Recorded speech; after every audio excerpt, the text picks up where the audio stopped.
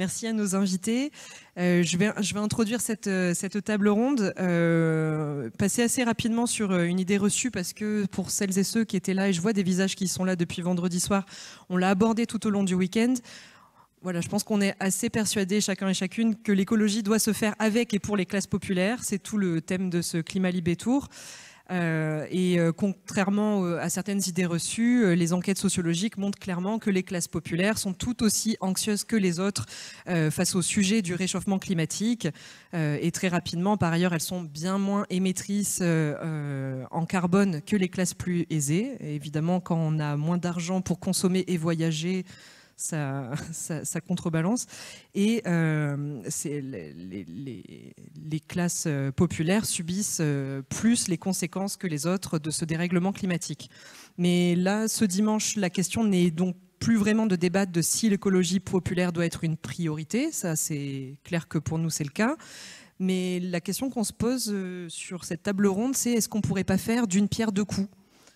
Est-ce qu'une écologie proche du peuple, des classes populaires et de ce quotidien, ça ne pourrait pas être une réponse à la crise sociale, aux inégalités économiques et peut-être même à la défiance envers le politique ? Voilà, merci d'être là. Je vais laisser la parole à Maud qui va présenter nos trois invités.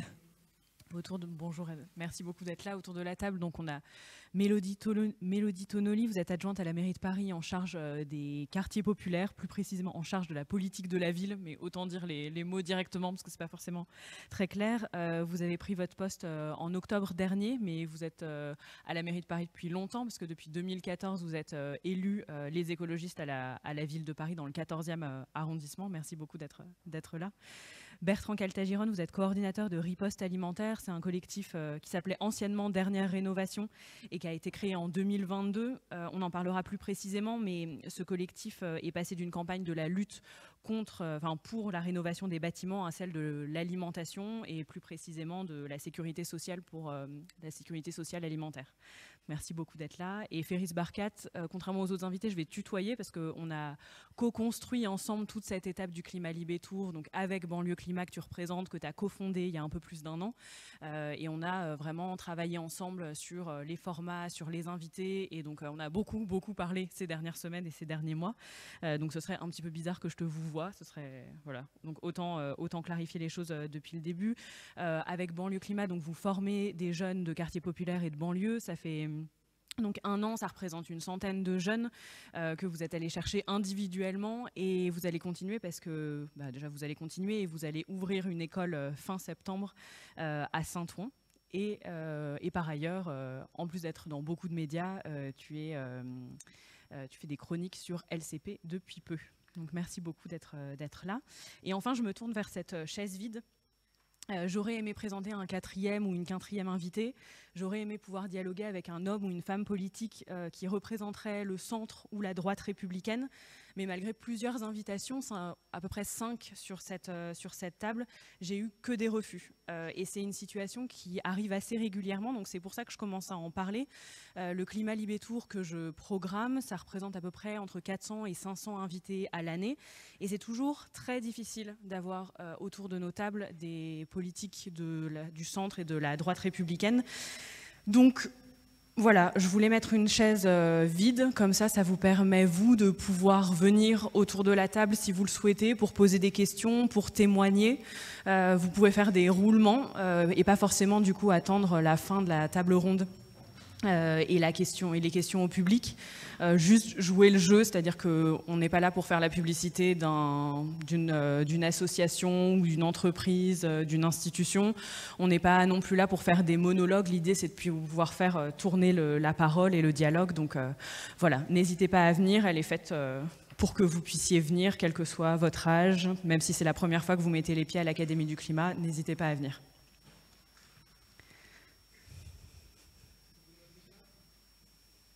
Flex. Si vous n'osez pas venir, sachez qu'on fera 30 minutes de questions-réponses. Vous pourrez rester comme ça, cosy, dans le public. Mais vraiment, c'est la première fois qu'on le fait avec Maud, cette politique de la chaise vide. Et donc vraiment, c'est pas juste un accessoire pour passer un petit message politique. On vous invite à prendre place avec nous. On va commencer avec une question, je pense, basique pour lancer le débat. Voilà, qu'est-ce que c'est une écologie populaire et comment est-ce que ça s'articule avec le social? Ferris, j'aimerais bien t'entendre dessus, si tu veux ouvrir le bal. Tu pourrais répéter la question. Je l'ai, mais juste pour que je la saisisse bien. Ouais, comment est-ce que toi, tu définis une écologie qu'on peut appeler de populaire? Et bon, déjà, commençons par ça, c'est déjà pas mal. Déjà, bonjour à tous. J'espère que tout le monde va bien. Est-ce que tous ceux qui vont mal peuvent lever la main? 1, 2, 3, 4, 5, 6. Tout le monde va bien sinon, à part ça. Très très bien, très très bien. Ayman, t'as pas levé la main? Tu vas bien? Ok, super. Alors du coup, on est dans une majorité de personnes qui vont bien. Et l'écologie populaire, justement, c'est la capacité à comprendre que ça va pas, mais tout de suite. C'est-à-dire, c'est une question de temporalité. La temporalité qui définit une écologie peut-être plus traditionnelle, ou en tout cas ce qu'on entend par écologie, par réchauffement climatique, par 2050, par ça, par ci, c'est une projection dans le futur. L'écologie populaire, à mon sens, ce serait peut-être quelque chose de plus large, donc il faut élargir la définition à ce que les gens vivent au quotidien. C'est-à-dire que quand on prend la qualité de l'air, l'alimentation, vous prenez par exemple Jamila Awash, qui est à Marseille, à son eau qui est polluée, sa sœur qui est tombée malade, son frère aussi, vous constatez directement une forme d'urgence, et cette forme d'urgence-là, c'est de l'écologie populaire. Et donc, tout une question de rhétorique et de dialectique, parce qu'il ne faut pas se faire voler les mots. Et si l'écologie, aujourd'hui, c'est uniquement la décarbonation de je ne sais quoi, ça ne fonctionne pas.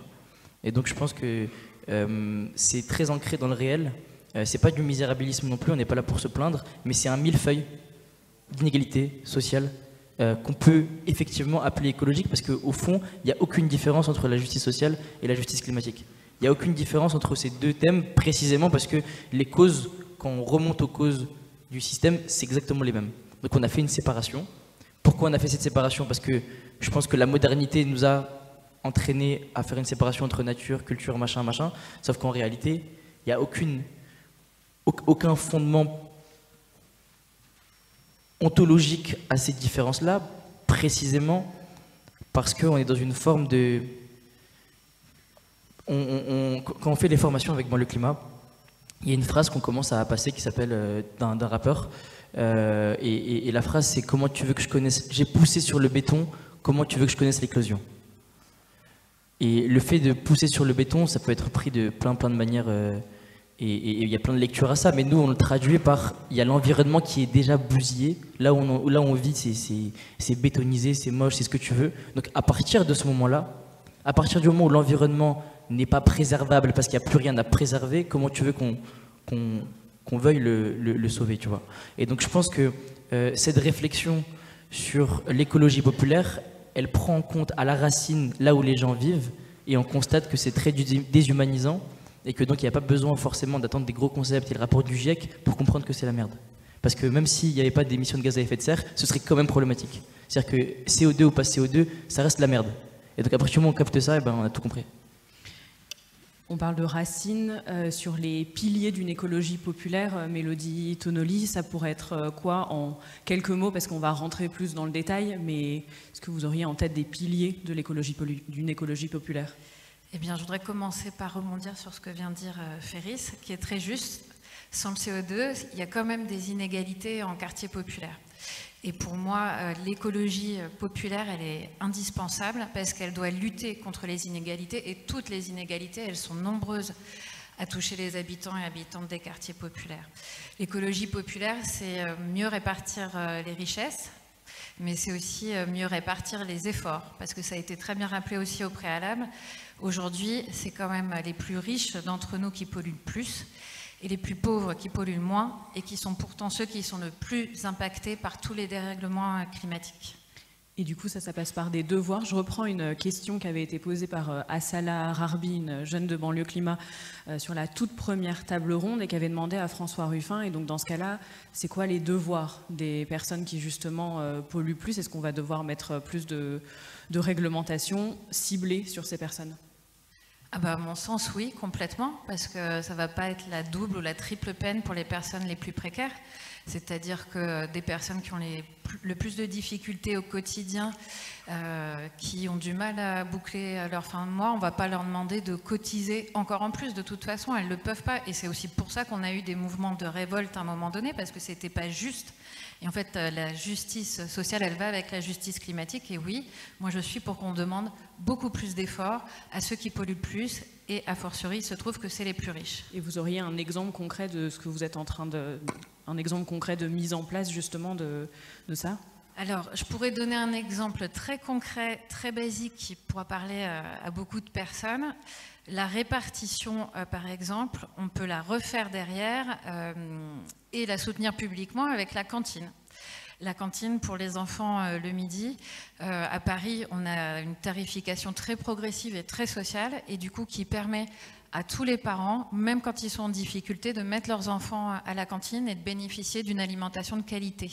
Et en parallèle, on travaille sur les circuits courts, on travaille sur le bio, on travaille sur le repas végétarien et on a pour objectif d'ici quelques années que tous les jours, dans les cantines de l'école publique parisienne, il y ait une alternative végétarienne. Sachant que j'ai parlé des plus pauvres, mais du coup, la grille, elle va aussi jusqu'aux plus riches qui payent beaucoup plus. Même si, dans les faits, on subventionne tous les repas, mais c'est une manière aussi de rééquilibrer l'effort entre tout le monde et de mettre tout le monde à égalité au moment du repas. Merci. Bertrand Galtet-Gironne, donc en janvier dernière rénovation s'est transformée en riposte alimentaire.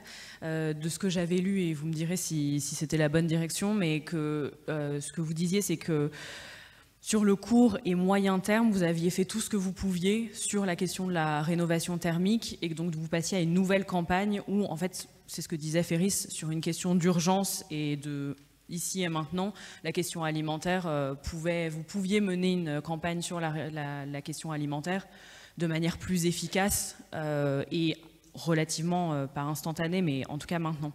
Sur la question de l'écologie populaire, on peut aussi prendre populaire dans le sens qui parle plus, qui plaît plus. Est-ce que la question de l'alimentaire, c'est plus populaire, ça plaît plus que la question de la rénovation thermique, qui est peut-être un peu technique?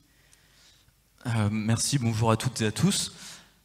Alors, le sujet de la rénovation thermique, déjà, il avait été pris dans une intention d'apporter justement une solution écologique qui soit aussi une solution à une crise sociale, qui est la crise du logement, qui est la crise du mal logement.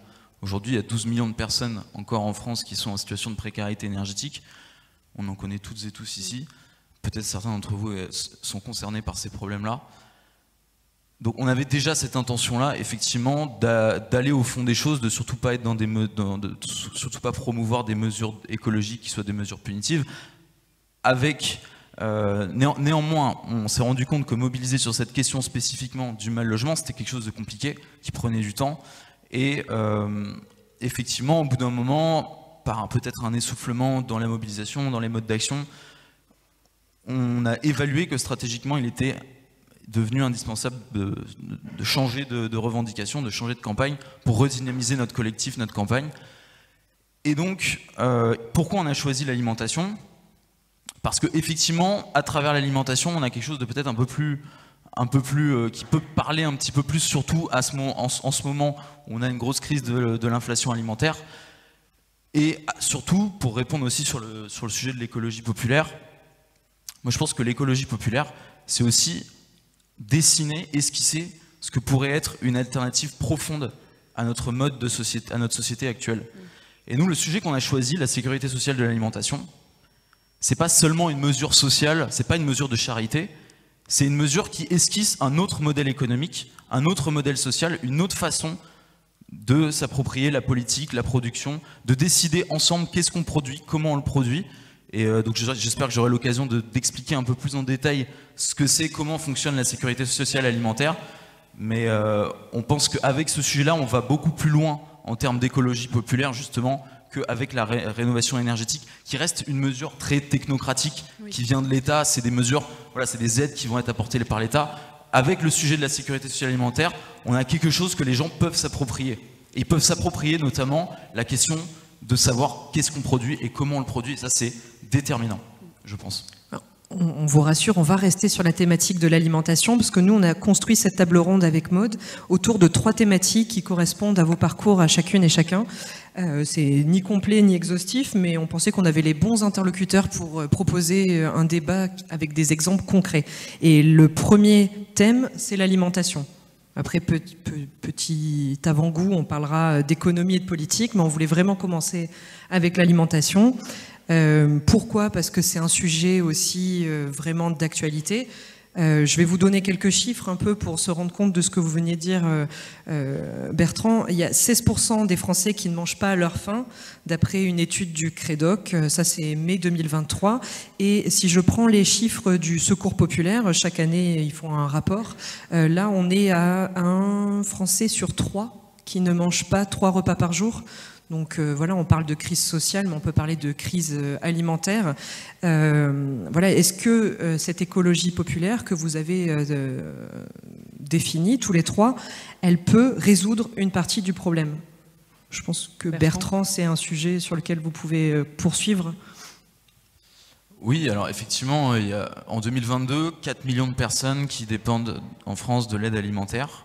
C'est énorme, c'est des chiffres qui ont beaucoup augmenté ces derniers temps, liés au contexte d'inflation, notamment sur les produits alimentaires.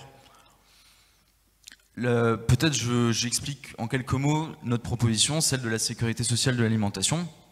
La sécurité sociale alimentaire, donc ça marche un petit peu comme la sécurité sociale que vous connaissez. Vous imaginez une carte vitale, ça peut être la carte vitale que vous avez déjà, ça peut être une autre carte, peu importe. Vous imaginez avec votre carte vitale, vous avez la possibilité d'acheter pour 150 € par mois de la nourriture, et pas n'importe quelle nourriture, des produits qui vont être conventionnés. C'est comme avec la carte vitale, vous ne pouvez pas acheter n'importe quoi, vous devez aller chez des médecins, chez des professionnels de santé qui sont conventionnés. Là, ce serait pareil, avec une carte de l'alimentation, vous aurez, pour à hauteur de 150 € par mois, la possibilité d'acheter des produits conventionnés. Donc, toute la question politique profonde, c'est comment est-ce qu'on conventionne justement les produits que vous pouvez acheter. Là, ce qui est proposé, ce que nous on propose, mais ce que propose tout un collectif qui s'appelle le collectif pour la sécurité sociale de l'alimentation, c'est que le conventionnement des produits soit délibéré démocratiquement par les citoyens directement à l'échelle locale. C'est par exemple à l'échelle d'un quartier ou d'une ville, vous allez avoir des citoyens tirés au sort qui vont délibérer ensemble des produits qui pourront être conventionnés et qui vont favoriser dans ce processus des produits qui vont être meilleurs pour la santé, qui vont être produits plus localement, qui vont avoir un impact environnemental minimum, bref, qui vont être produits dans des conditions qui respectent les limites planétaires. Et donc fondamentalement, avec cette mesure, on esquisse une société où les citoyens, les citoyennes prennent le pouvoir sur l'économie, prennent le pouvoir sur qu'est-ce qu'on produit, comment on le produit, et finalement gagne en autonomie. Donc on n'est pas dans une mesure de charité, on n'est pas sur des chèques alimentaires, on va bien plus loin que ça, et on est dans une mesure qui répond à la crise sociale bien sûr, mais qui répond aussi à la crise démocratique, à la crise de défiance démocratique envers les partis politiques, envers l'État, envers le pouvoir politique de manière générale, que vous évoquiez aussi en introduction. Féris, est-ce que c'est des... Je sais que dans la formation que tu donnes, il y a toute une partie sur l'alimentation et sur la qualité de l'alimentation. Quand j'ai parlé avec les jeunes formés, c'était l'un des éléments qui revenait le plus. Il y avait la question de la pollution de l'air et la question de l'alimentation. Est-ce que justement dans la formation, tu en parles de la sécurité sociale de l'alimentation ou pas du tout? Pourquoi? Parce qu'on n'est pas dans la formation, c'est pas l'objectif d'esquisser directement des solutions. Mais effectivement, on parle de... C'est plus quelque chose qui, d'un point de vue collectif, peut amener à des projets plus fédérateurs avec les commerces de proximité, avec là, à Bagnolet par exemple, il y a une cuisine mobile qui est en train d'être créée avec les jeunes de Bagnolet qui ont été formés par Banlieue Climat, et donc on essaye de faire des ateliers de cuisine, parce qu'en fait quand on parle d'alimentation, ça va du producteur jusqu'à ce qu'on met en cuisine, jusqu'à ce qu'on mange, jusqu'aux produits phytosanitaires, jusqu'à tout en fait. Et donc à partir du moment où toute la boucle n'est pas encore bouclée, et ben, en fait on n'est pas sur un sujet juste pour nous, on est un sujet qui est beaucoup plus global, et on est un sujet qui peut faire aussi lien avec les agriculteurs. Et donc là il y a un commun à créer, c'est-à-dire que eux, en vrai, c'est des banlieusards mais qui sont propriétaires, ils sont dans la galère comme nous, ils se suicident tous les combien de temps? Ah oui, il y en a, oui, en effet. Un par jour. Pas tous les jours. Tous les jours, et donc on est dans une forme de précarité qui est aussi due à un système alimentaire qui est problématique. Et de l'autre côté, on a à l'autre bout de la chaîne des gens qui consomment pas correctement et qui n'ont pas forcément les moyens d'avoir un pouvoir d'achat pour consommer correctement. Et donc, on a un commun à créer en disant, en fait, la ruralité, c'est aussi la banlieue, parce que lieu banni historiquement, c'est tous ceux qui sont mis au banc de la société, loin du droit commun. Donc, en fait, on a un commun, l'alimentation, la santé. Venez, on se rassemble et on peut imaginer un système qui un rôle un peu mieux. Et surtout, je pense que le risque qu'on essaie d'éviter, c'est que quand on parle d'alimentation, on ne veut pas être sur des mesures en bout de chaîne. Je ne sais pas si je vais réussir à m'expliquer, mais dans une mesure qui, au fond, va légitimer tout un système. Par exemple, sur le gaspillage alimentaire. Le gaspillage alimentaire, c'est une dinguerie, il faut effectivement s'en emparer. Sauf que si on est juste sur le bout de la chaîne en disant « en vrai, ça serait bien qu'on arrête de gaspiller, venez, on récupère je sais pas quoi », à aucun moment, tu remets en question le système. Encore pire, le système se dit « parce que tu existes, on peut continuer comme si de rien n'était, parce qu'il y a un tel qui est en train de récupérer tous les invendus ». Sauf que le sujet, il n'est pas là. Le sujet, il est fait. Comment ça se fait que dans un monde où il y a des gens qui meurent de faim et d'autres qui ont trop mangé parce qu'ils ont trop mangé, alhamdoulilah, ça va pour eux, ils mangent trop, comment ça se fait qu'il y a encore de la nourriture qui traîne? Comment c'est possible? Et donc là, le sujet, il est là, mais parce qu'il y a des institutions ou des organismes ou peu importe, qui vont pouvoir, et c'est très noble, récupérer ces invendus et s'occuper du gaspillage alimentaire, ça fait même une dépendance que nous, en termes d'association, on veut éviter, c'est qu'on est dépendant d'un système qui est défaillant.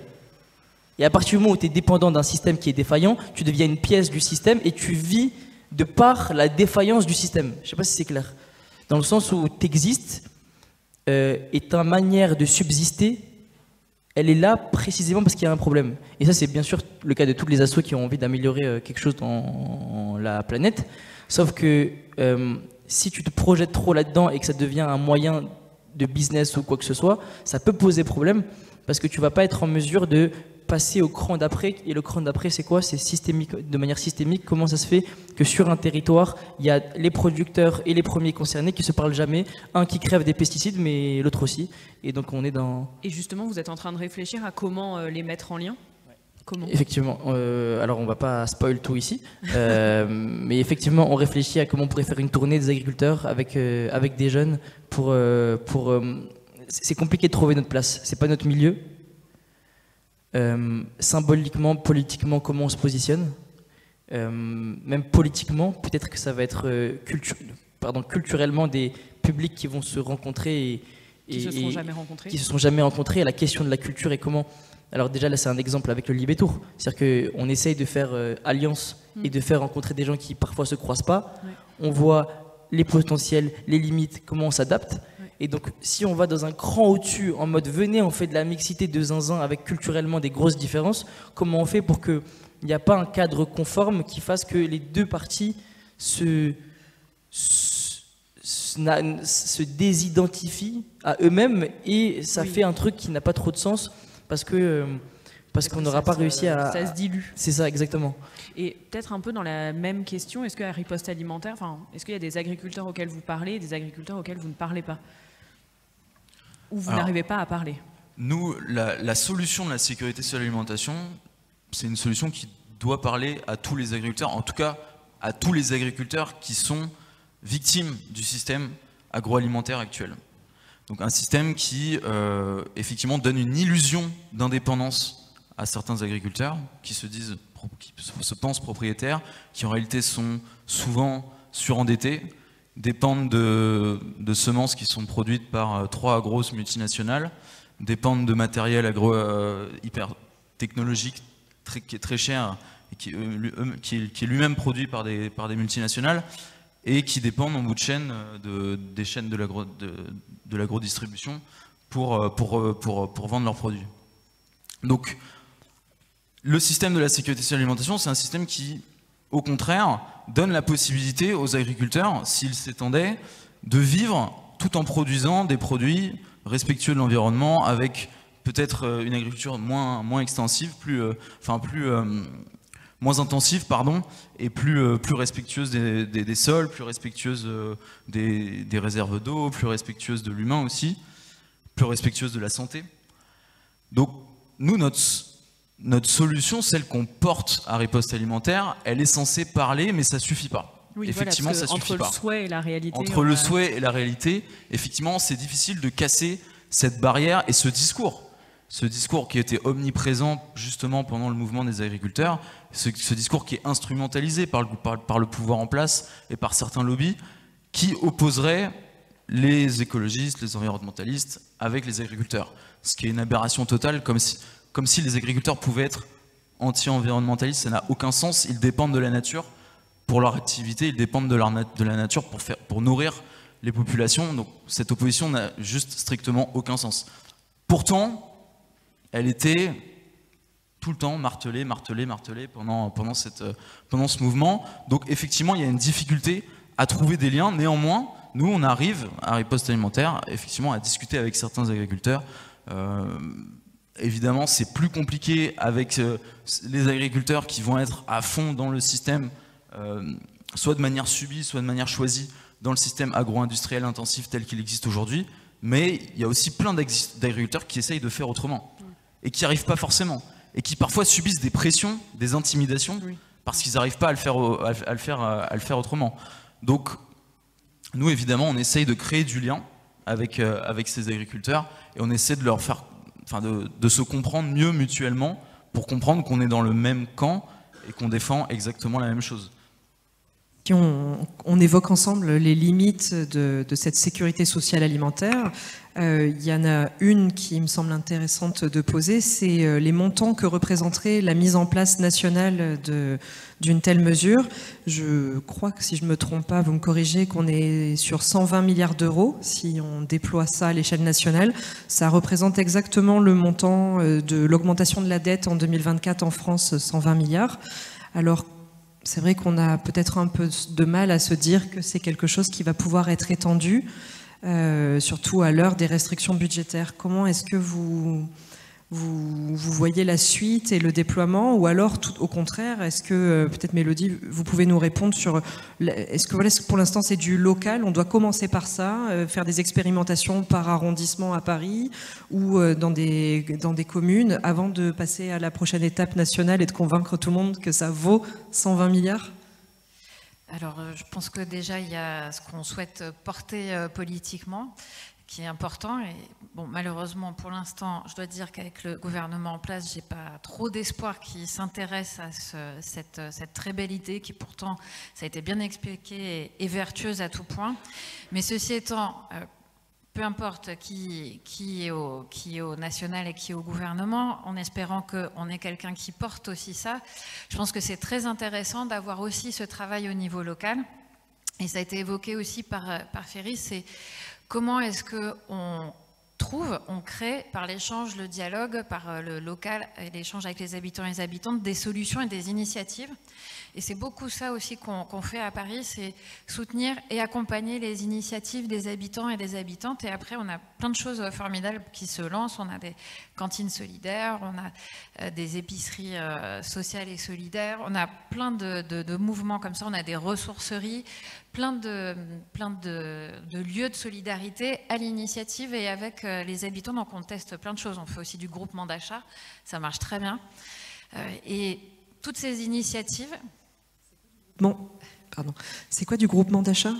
On travaille avec l'association VRAC, qui d'ailleurs travaille un peu partout au national. Et en fait, à un moment donné, des personnes, des voisins, des voisines se regroupent ensemble pour acheter. Du coup, ça fait baisser le coût d'achat. Et on a lancé ça à Paris il y a 1 ou 2 ans et ça marche vraiment très bien. Donc il y a plein de choses comme ça qui marchent et qui sont très positives. Après, ce qui est très intéressant avec la SSA, c'est la perspective, avec la sécurité sociale alimentaire, c'est la perspective de se dire en effet que ça peut aboutir au niveau national, comme la sécurité sociale. Et en effet, on commence à expérimenter le dispositif à Paris, notamment dans le 20e et dans le 14e arrondissement. Et les initiatives qui ont commencé à être lancées, elles sont très attachées à la concertation. C'est-à-dire qu'on pense, et ça a été très bien dit par Bertrand aussi, que ça ne peut fonctionner que si les habitants et les habitantes sont impliqués, s'ils le construisent ensemble, s'ils disent ce qu'ils veulent.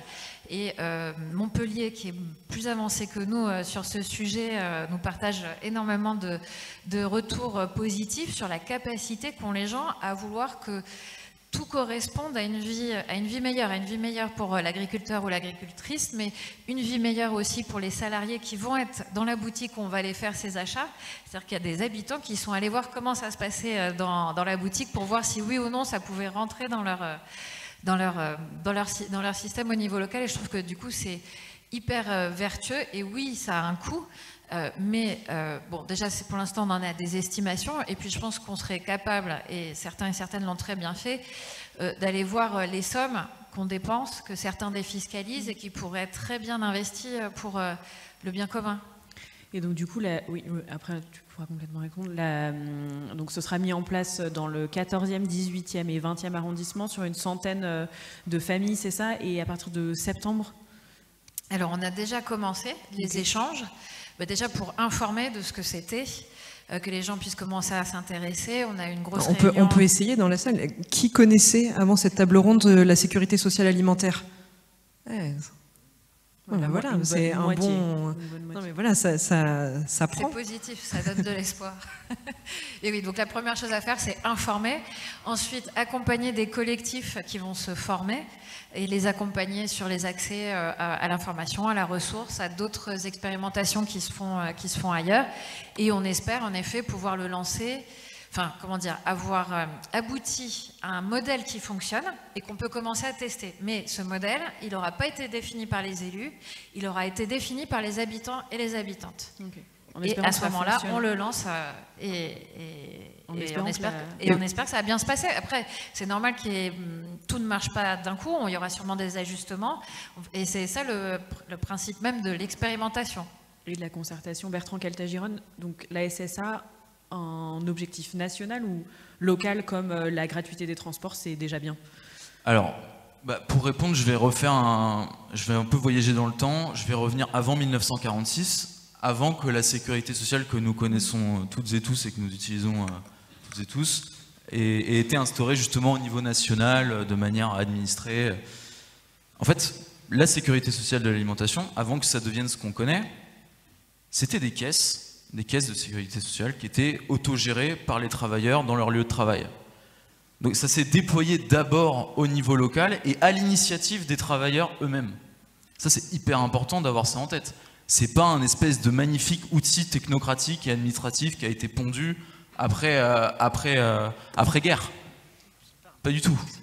En fait, c'est le résultat de décennies d'expérimentation au niveau local qui, à un moment donné, sont arrivés à un point de maturité qui a permis qu'on a pu le généraliser et l'instituer véritablement au niveau national. Il y a quelque chose dans ce que vous dites qui est aussi très propre à l'écologie dite populaire, c'est cette rupture de la verticalité. C'est pas, comme vous venez de le dire, un projet étatique dont on s'empare parce qu'on est en bout de chaîne, mais quelque chose qui est plus horizontal et pensé collectivement, qui émerge et qui fait tellement de bruit qu'à un moment donné, on est obligé de le faire remonter. Oui, la notion de commun a été évoquée tout à l'heure. Et le commun, ça fonctionne si on coproduit les règles qui concernent l'usage de ce commun. Donc si on considère que l'alimentation, la santé, le logement, ce sont des communs qui reposent sur des capacités à produire les besoins dont on dépend pour vivre, ces communs, évidemment, ils vont être mieux administrés, mieux gérés et mieux acceptés. Les règles qui en limitent les usages vont être beaucoup mieux acceptées si ces règles sont produites par les usagers eux-mêmes. Et donc c'est toute la philosophie de la sécurité sociale initiale et de la sécurité sociale alimentaire telle qu'on la promeut aujourd'hui. Tu veux réagir, Féris, à ça ou je te vois... Juste pour un mot de... On était à Montpellier avec Banlieue Climat, avec Sana et Aymen il y a 3 semaines peut-être. Donc Sana Saïtouli, cofondatrice de Banlieue Sana Climat, Saïtouli qui est derrière vous, formateur de Banlieue qui Climat. vous dit coucou. Et donc effectivement c'est super la sécurité sociale de l'alimentation, mais les commerces qui vont être sélectionnés, qui sont-ils? Et quand on était à la mairie de Montpellier, avec Sana on posait la question, quels sont les commerces, quelles sont leurs parts dans les quartiers populaires? Parce que si c'est les commerces, toujours les mêmes commerces, toujours les mêmes personnes, les mêmes classes sociales qui tiennent ces commerces-là, c'est cool pour eux, mais pour le territoire local, pour le quartier populaire en lui-même, ça n'a pas de sens. Parce que ça ne va pas tourner l'économie, il n'y aura pas de transformation, ça n'a pas d'objectif. Et donc on nous répondait qu'on n'avait pas encore les données, qu'ils n'avaient pas encore les données. Ils n'ont pas encore les données. Enfin, en tout cas, les personnes à qui on a demandé n'avaient pas les données de ces commerces-là, mais ils nous disaient en gros, effectivement, il y a une part de commerce de proximité dans les quartiers qui est beaucoup plus réduite que dans le centre-ville, et donc ça pose de base un problème, parce que faire une sécurité sociale de l'alimentation sans les sociales, ça marche pas, enfin sans les... C'est une sécurité, quoi. Et ils n'avaient pas été du coup choisis en... Enfin, tu te rappelles comment ils avaient choisi, si ça avait été en assemblée avec... Ils étaient démocratiquement, ils se sont réunis à 50, c'est ça. Et ils ont fait un truc très démocratique pour le coup, c'était lourd de ouf. Mais à la fin, les commerçants eux-mêmes de proximité, si on les accompagne pas pour transitionner, on peut être aussi démocratique et inclusif qu'on veut. Il y a une incompatibilité de base, parce que le commerce en lui-même ne correspond pas aux critères de la sécurité sociale. Donc en fait, soit il y a un accompagnement et on fait transitionner, soit chacun reste chez soi, parce que ça n'a pas trop sens. On va rester lié... Vous voulez répondre? Peut-être rapidement. Effectivement, en fait, ce problème, c'est le même pour les distributeurs que pour les agriculteurs, les producteurs eux-mêmes. C'est-à-dire que, effectivement, le système de sécurité sociale et d'alimentation, il va inciter un modèle, enfin une économie à transitionner, mais parfois il y a besoin effectivement d'un soutien aussi des pouvoirs publics pour aider à cette transition, que ce soit au niveau des distributeurs comme tu l'as bien dit, ou au niveau des producteurs aussi. Enfin, un producteur alimentaire qui est par exemple engagé dans le système agro-industriel, qui est endetté, etc., qui va avoir... Ok, il va être incité par le système de sécurité sociale ou un autre système à transitionner pour pouvoir produire des produits qui vont être conventionnés dans ce système, mais il a aussi potentiellement besoin d'un accompagnement et d'un accompagnement des pouvoirs publics pour pouvoir effectuer cette transition. Mais c'est pire que ça en fait, c'est que sans cet accompagnement, ça s'appelle une mesure d'entre-soi qui donne de l'argent aux plus privilégiés. En fait, c'est Bruno Le Maire, c'est né de Bruno Le Maire, c'est ça. Non mais c'est ça, parce que s'il n'y a pas d'accompagnement, ça reste les producteurs bio les plus vertueux qui vont avoir le truc, et les commerçants les plus vertueux qui vont avoir le truc aussi. Donc en fait, c'est l'Académie du climat. Non, je rigole. C'est vrai que la concertation et l'implication des habitants et des habitantes, elle ne fait pas tout. Et c'est ce que je disais tout à l'heure, on accompagne aussi beaucoup de créations de lieux en quartier populaire qui sont tenus par des habitants et des habitantes des quartiers populaires, et parfois pas que, mais aussi ils y travaillent, parce qu'on fait aussi beaucoup d'insertion professionnelle dans ces lieux-là. Donc il y a plein de choses à imaginer, mais c'est vrai qu'on le fait beaucoup à Paris. Je ne sais pas si c'est fait partout pareil ailleurs, mais pour que ce cercle soit vraiment vertueux à tous les endroits, il faut l'ensemble de ces paramètres. Et par ailleurs, ça serait vrai, enfin, je peux vous dire que les commerces de ce type-là qui existent déjà à Paris, dans tous les quartiers, parce que la SSA, elle va marcher si on se répartit sur l'ensemble des classes sociales, hein, et de chacun et chacune ce qu'on peut amener. Donc c'est pas qu'un sujet quartier populaire, même si c'est eux qui en ont le plus besoin pour accéder à cette alimentation. Ce que je veux dire par là, c'est que les commerces qui sont dans ce qu'on aime bien, qui font attention aux circuits courts, aux agriculteurs, où c'est bio, c'est des produits de bonne qualité, ils ont hâte qu'on mette en place la SSA et hâte d'être référencés, parce que ça va les aider aussi. La période a été vraiment très très dure depuis le Covid. On a beaucoup de lieux qui sont soit en difficulté, soit confirmés, d'autres qui ont ouvert, mais c'est plus compliqué en ce moment pour eux, donc ils sont très, très partants et partantes. Juste avant que Lorraine pose la prochaine question, il y a toujours la chaise vide. Qui reste vide, désespérément vide. Non, on va peut-être élargir un peu du sujet de l'alimentation. Ah bah génial, allez-y. Bonjour. En fait, c'est juste par rapport aux 120 milliards. Pour moi, c'est bien au-delà, puisque cet accompagnement, il ne va pas être gratuit. L'accompagnement des entreprises, des magasins, des agriculteurs à transitionner. Ça va pas être gratuit, ça va pas être gratuit. Ah oui, non, mais je pense qu'ils ont répondu sur le fait que c'était une estimation, mais Bertrand, vous avez besoin de combien ? Juste une petite précision, enfin, faut bien distinguer les deux. L'accompagnement, ça va être le budget de l'État, des collectivités territoriales. Les 120 milliards, c'est des cotisations. Aujourd'hui, la sécurité sociale telle qu'elle existe, c'est 500 milliards, c'est plus de 500 milliards de cotisations. Donc en fait, c'est déjà beaucoup. C'est des ordres de grandeur qui sont au-delà en fait de ceux du budget de l'État. Donc c'est normal que ce soit des gros chiffres. Il ne faut pas se laisser impressionner par ça, il faut le comparer, comme vous avez dit, au budget de l'alimentation tel qu'il est aujourd'hui réparti. qu'il y a sous cette question-là, en fait, du budget. Vous y croyez pas? Ah si, j'y crois complètement, mais pour moi, on est vraiment dans un... Enfin, c'est un stade au-dessus. C'est un vrai changement de modèle. Parce qu'il va falloir accompagner, et pas seulement dans les quartiers, et c'est absolument partout. C'est la PAC, on la donne à qui et comment on la répartit, parce que l'argent, peut-être qu'il est déjà là. Les aides aux entreprises, on les donne à qui et comment on les répartit. Et donc, moi, ce qui m'inquiète, parce que je trouve que le modèle est génial et j'y crois, et allons-y, mais j'aime bien l'idée de partir du local, mais j'ai l'impression que ça ne suffit pas. Merci beaucoup. Merci. Merci. Elle a lancé la foulée, donc n'hésitez pas. Merci beaucoup. Ah bah prenez... Ah bah si. Ah si, on est formel. Sinon, il faut venir sur les 30 chaises. minutes de questions à la fin. Sinon, vous êtes... Si vous le souhaitez, hein.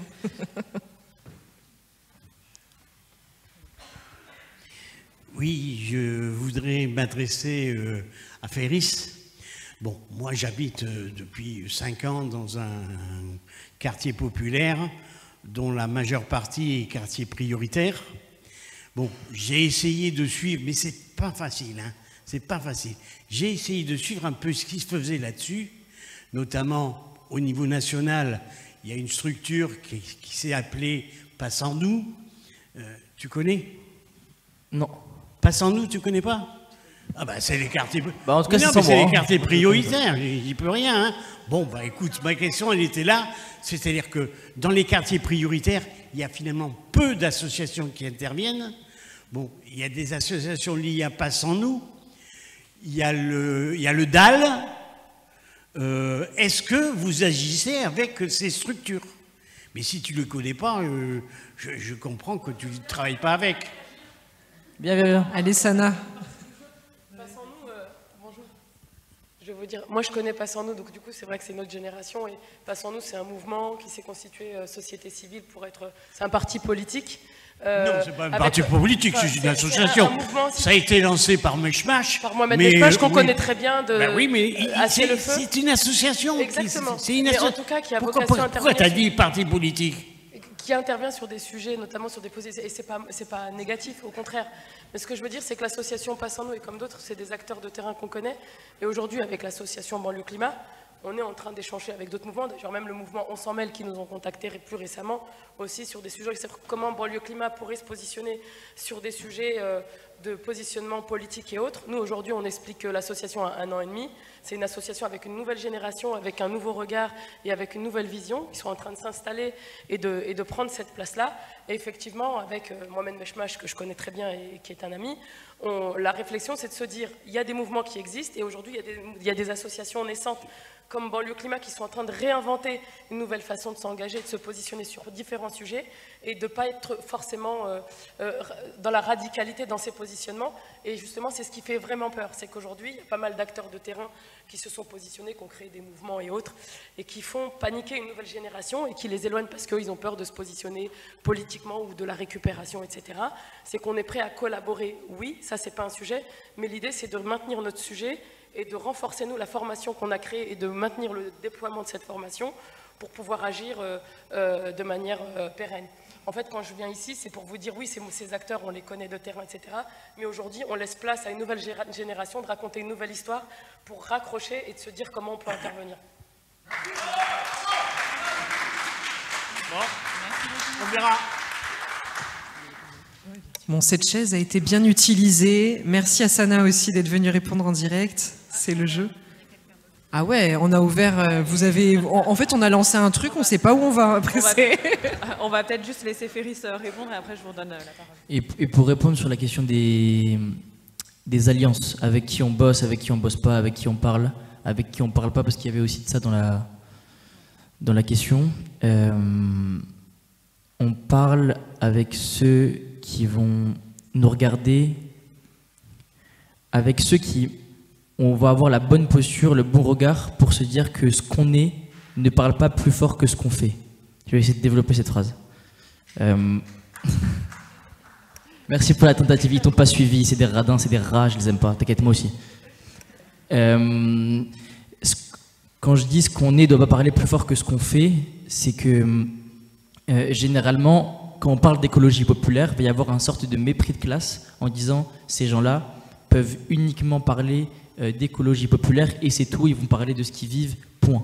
Il n'y a pas cette forme de capacité à se dire ok, ils peuvent aller autre part. On a déjà un peu discuté ensemble avec Oui, complètement, ça a été tout le sujet de la création de cette étape en fait. Exactement. Comment est-ce qu'on sort juste de l'écologie et comment est-ce qu'on invite l'écologie mais dans tous les autres sujets. C'est ça. Et d'ailleurs c'est pour ça que dans les tables rondes, quand il y a des jeunes comme Asala, comme Shaima qui vont sur d'autres thématiques, on se dit ok, en fait, parce que c'est pas des Golemont en fait. Parce que c'est ce regard-là qu'on porte en disant ah ouais en fait ils vont pas maîtriser les sujets et on doit les contenter, les essentialiser à leur place de jeunes de quartier populaire. Et ça, c'est ça qu'il faut essayer de casser, précisément parce que c'est comme ça que notre identité, qui est plurielle, comme chacun d'entre vous ici, va être pris en compte dans un milieu. Parce que sinon, on va arriver dans un milieu, soit des gens vont être trop conformes et nous, on va pas se sentir à l'aise. Donc c'est la difficulté d'être soi. Comment ça peut être violent dans un nouveau milieu de se dire en fait non, il faut que je parle différemment, sinon je vais pas être intégré là-dedans. Ou inversement, des gens qui vont en surjouer le truc, qui vont se prendre pour des gens qui ne sont pas, précisément pour nous accueillir. Et c'est une forme d'équilibre qui est très compliquée à trouver. Et c'est pour ça que nous, avec Sana et toute l'équipe, quand on vient dans un endroit, on va rester avec notre intégrité à nous, avec cette posture-là de se dire, s'ils veulent de la mixité, c'est pas de la mixité d'apparence, mais ça va être de la mixité claire et fondamentale sur qui on est véritablement. Parce que sinon, on sait très bien qu'on va perdre le public de premier concerné qu'on veut toucher. Et parce qu'on va être avec je sais pas quel ministre ou je sais pas qui, on va se formaliser et les gens qui vont regarder ça, ils vont dire mais c'est qui eux en fait ? C'est des transfuges, ils se sont fait récupérer, machin, truc, mais ça ne parle pas en fait, qui rentrent chez eux. Donc nous, on a cette exigence-là au niveau du regard de se dire, ministre, pas ministre, on va peut-être te demander ton snap, on va rigoler avec toi, il y a une ministre, on l'a demandé en mariage juste pour rigoler, mais pourquoi ? Parce qu'on est dans une forme de, ok, bonjour, on n'aime pas votre politique, mais là, à la rigueur, on aimerait bien avoir une certification, un diplôme, un truc, parce qu'on a besoin de ça. Et ça ne veut pas dire qu'on cautionne un système global, mais qu'on cible précisément ce que nous, on a besoin pour notre développement. Et quand on va le cibler, on va le faire avec la manière. Et la manière, c'est quoi ? C'est une manière qui va permettre à ceux qu'on veut toucher de s'y retrouver, et même de nos alliances, de nos collaborations, et ben on va essayer d'imaginer des formats un peu hybrides, comme on a pu faire avec le Libé Tour, comme on a pu faire récemment avec le Palais de Tokyo, comme on a pu faire avec d'autres institutions, ou dans notre rapport même aux institutions, il faut qu'on garde cette intégrité, sinon on peut se perdre très vite. Je pense que la question de monsieur nous a amené sur le terrain du politique. On voit que ça fait sens ce que tu viens de dire, Féris. Pas suivi là. Merci. Non, mais on parle de crise sociale, donc on peut parler de la défiance envers le politique. Ça fait clairement partie des sujets qu'on veut évoquer avec vous dans cette table ronde. Monsieur, on vous laisse poser votre question.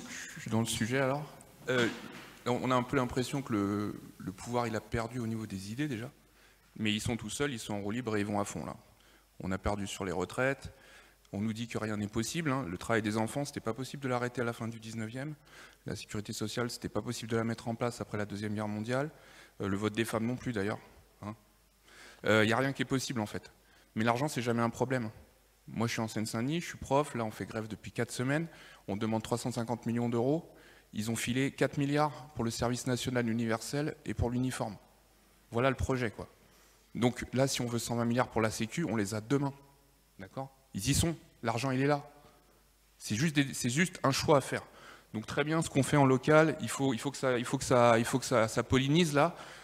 Très bien, ce qu'on essaie de faire politiquement, ok. On essaye de voter si on y arrive encore. Mais à un moment, il va falloir bloquer des trucs, les gens. D'accord ? Parce que c'est pas possible. Il va falloir mettre un peu la pression. Parce qu'on n'arrivera pas à avoir du vrai changement juste en faisant comme ça, quoi. Voilà, c'était tout. C'était pas vraiment une question. Merci.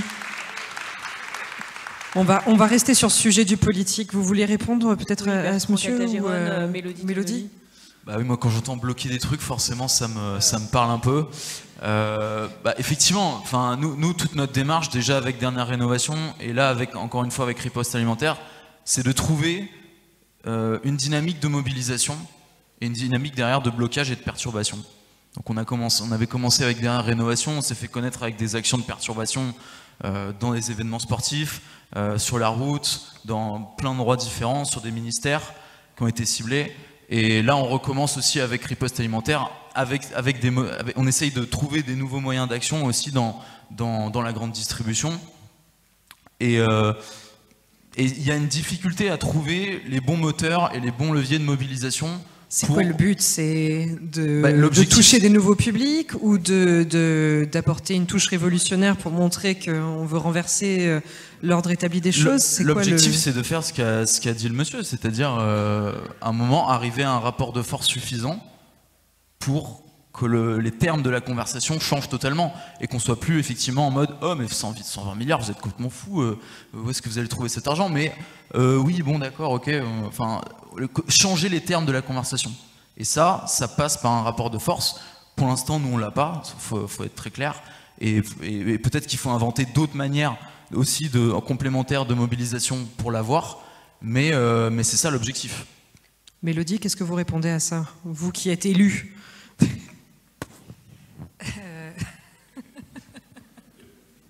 Vous saviez où vous veniez, hein? Oui, oui.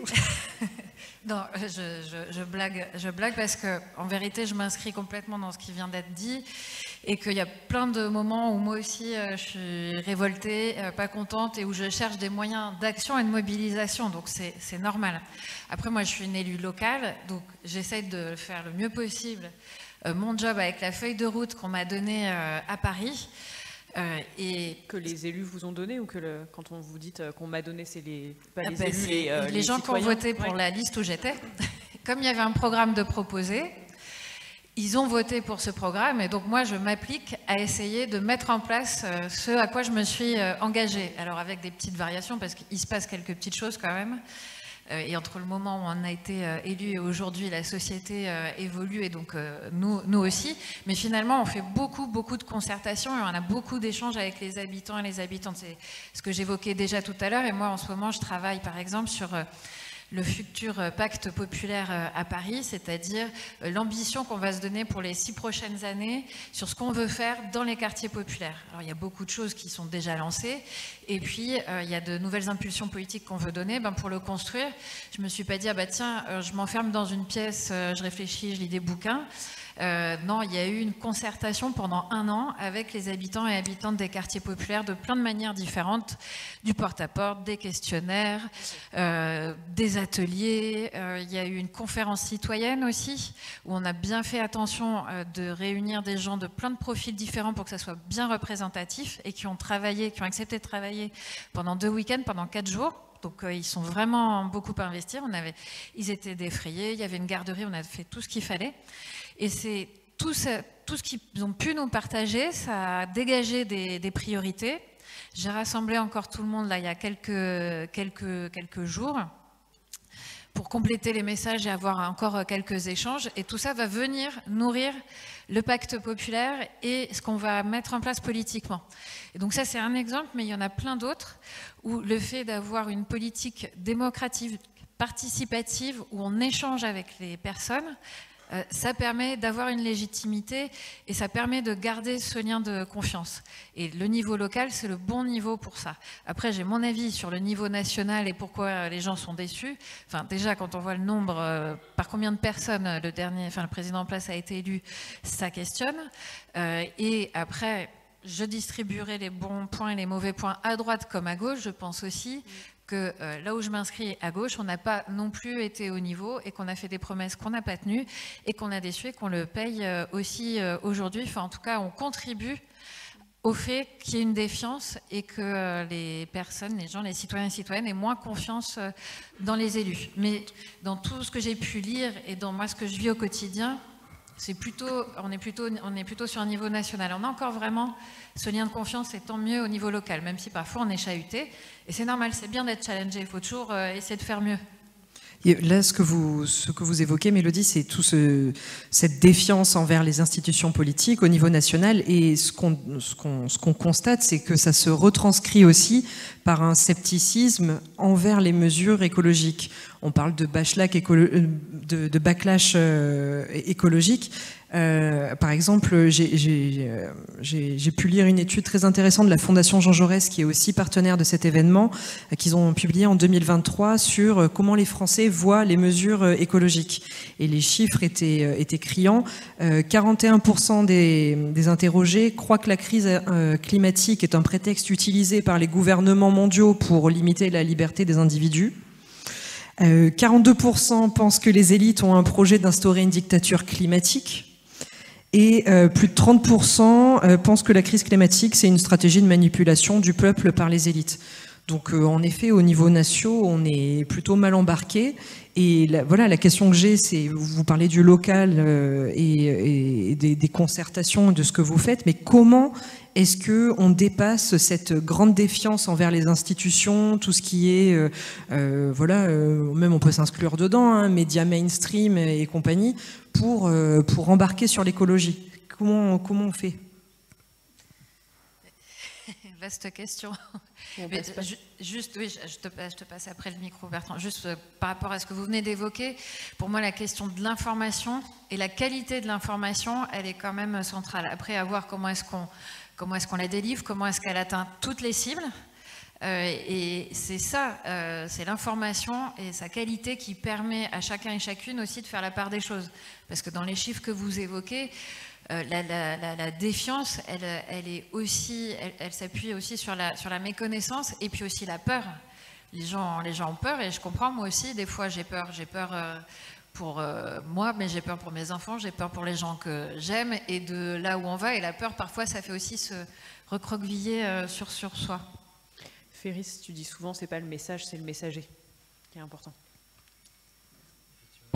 Effectivement, je dis souvent ça.